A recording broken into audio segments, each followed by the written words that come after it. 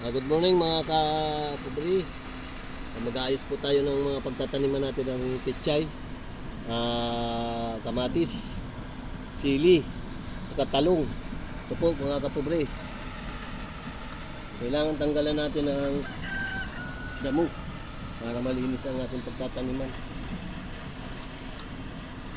Yan, mga damo-damo na ito tanggalin natin para hindi makabala sa tanim natin ng mga pechay, sili at kamatis. Kailangan talaga malinis ang ating pagtataniman. Mga kapugli, ganito po lang po ang diskarte sa pagtatanim. Para sa ating pamilya, samahan natin ng konting sipag.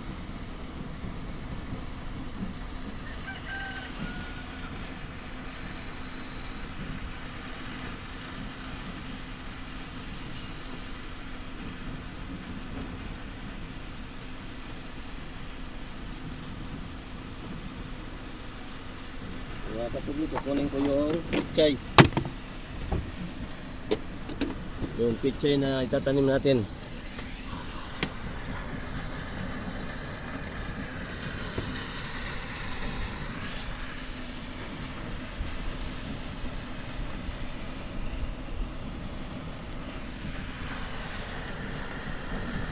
Ito mga kapugli, talong saka pechay.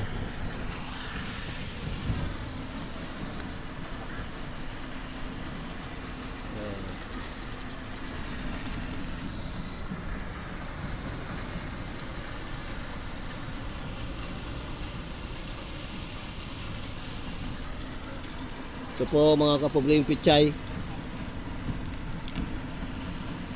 Kakalat lang po natin, ganyan. Yan, ikakalat lang po natin yung pechay sa dito po sa yan.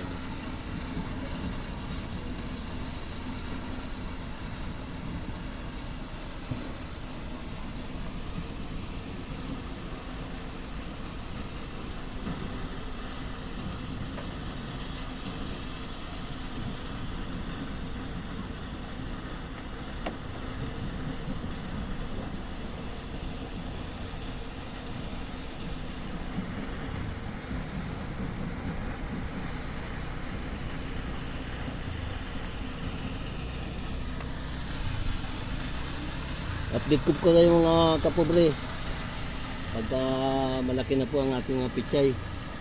Ang diskarte ko po mga kapobre, yung mga dikit-dikit pinaghihiwalay ko para mabilis sila lumaki.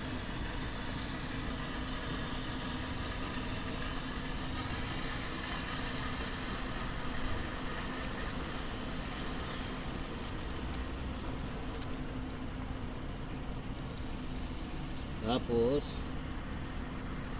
ano natin mga kapugli ng lupa, lalagyan natin sila yan, ganyan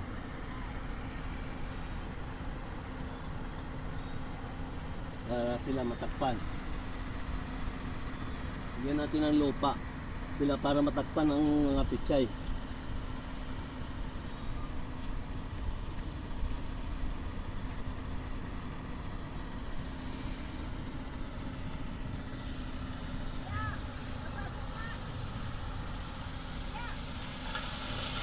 Ganito po ang gawin natin.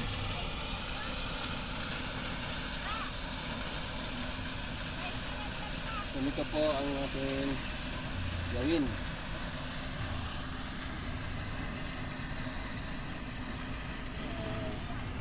Hanggang dito na lang po muna mga kapobre ang ating video, para update ko kayo pagka okay na po yung ating mga tanim na gulay.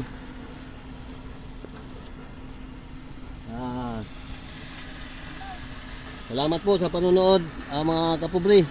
Update ko po kayo sa susunod na vlog natin.